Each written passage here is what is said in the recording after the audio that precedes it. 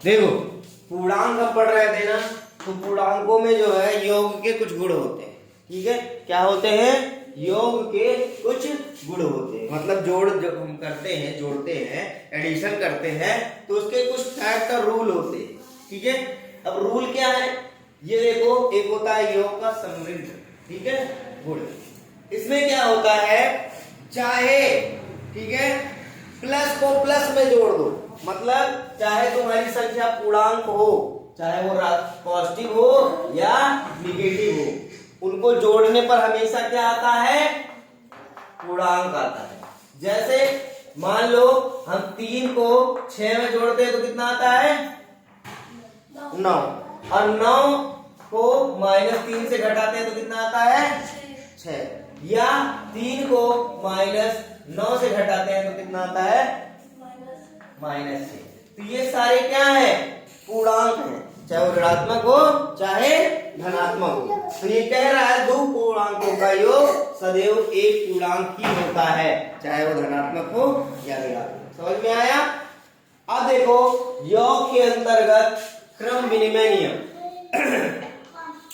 क्रम विनिमय नियम का ये फॉर्मूला होता है कि कोई दो संख्या है, कोई दो संख्या है, जैसे मान लो यहाँ पे 2 और 3 कोई दो पूर्णांक संख्याएं हैं, है ना। अब चाहे हम 2 + 3 करें और बराबर 3 + 2 करें, मतलब कान को ऐसे पकड़ लो, चाहे ऐसे घुमा के लाके हाथ ऐसे पकड़ लो, पकड़ना क्या है? कान। तो क्रम विनिमय नियम कहता है चाहे कोई 2 को 3 में जोड़ लो या 3 को 2 में जोड़ लो। मतलब बाजार में जा रहे हो, तुम्हारे पापा ने बोला 2 किलो टमाटर और 3 किलो आलू लेके आना है। क्या लाना है?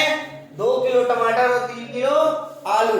तो चाहे 2 किलो आलू पहले 2 किलो टमाटर पहले खरीद लो, फिर आलू खरीदो 3 किलो, या पहले 3 किलो आलू ले लो फिर टमाटर खरीद लो 2 किलो। बात तो वही होगी। ऐसा तो होगा नहीं कि टमाटर तुम्हारा 3 किलो हो जाएगा, आलू 2 किलो हो जाएगा, ऐसा नहीं होगा ना। ठीक है, तो चाहे 2 किलो टमाटर पहले ले लो, 3 किलो आलू बाद में लो, या 3 किलो आलू पहले ले लो, 2 किलो टमाटर बाद में लो। बात क्या होगी? वही होगी ना। तो चाहे 2 को 3 में या 3 को 2 में जोड़ोगे, कितना आएगा आंसर? 5 ही आएगा दोनों को जोड़ने पर। तो योग का क्रम विनिमय नियम क्या कह रहा है कि दो पूर्णांकों को जब हम आपस में जोड़ते हैं तो उनकी मतलब स्थान को परिवर्तित करने पर उसकी जो है वैल्यू नहीं बदलती है। ठीक है।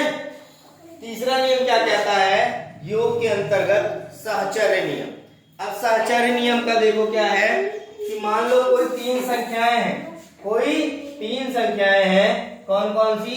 1, 2 और 3। ठीक है, तो हम क्या करें इसके नियम के अनुसार? 1 + 2 को पहले जोड़ के तब 3 में जोड़ें, या फिर हम 1 को छोड़ के 2 + 3 को जोड़ के तब 1 में जोड़ें। अब इसको करोगे तो ये कितना आएगा? 1 + 2 3 और +3 बराबर आ जाएगा 1 + 5। और 3 + 3 कितना होता है? 6 और 5 1 6। मतलब चाहे 1 को 2 में जोड़ लो पहले तब 3 जोड़ो, या 2 को 3 में जोड़ के फिर 1 जोड़ो, दोनों की वैल्यू क्या आएगी?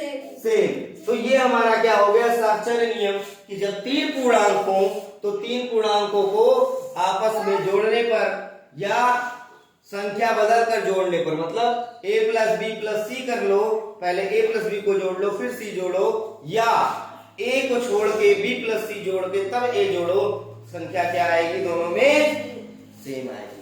ऐसे ही कह रहा है योजकात्मक का अस्तित्व। ठीक है, योजकात्मक क्या होते हैं कि सिंपल है कि किसी भी संख्या में 0 को जोड़ लो या 0 को किसी संख्या में जोड़ लो, आंसर क्या आएगा? संख्या ही आएगी। जिस संख्या में हम 0 को जोड़ेंगे वही संख्या आ जाएगी, या 0 को जिस संख्या में जोड़ेंगे वही संख्या आएगी। ठीक है, तो ये हो गया तुम्हारा योजकात्मक अस्तित्व। ठीक है, अब देखो ज्योज प्रतिलोम का अस्तित्व क्या होता है? ज्योज प्रतिलोम अस्तित्व क्या होता है? यदि a एक पूर्णांक है तो, यदि a एक पूर्णांक है तो तब क्या करेंगे? अगर जो a+ योजता संबंध होता है, अगर जो प्लस है तो माइनस में हो जाएगा, a माइनस ए कितना हो जाएगा 0 या माइनस a प्लस ए, इसको हम ऐसे लिख सकते हैं a माइनस ए करो या माइनस ए प्लस ए करो, दोनों की संख्या क्या आएगी 0 आएगी नहीं आएगी भाई। एक में से एक घटाओगे तब भी 0 आएगी या माइनस एक प्लस एक लिखोगे तब भी 0 आएगी। तो उस केस में क्या होगा ज्योत प्रतिलोम का अस्तित्व जो है हमेशा सेम रहेगा यानी 0 ही आएगा। समझ में आ गया।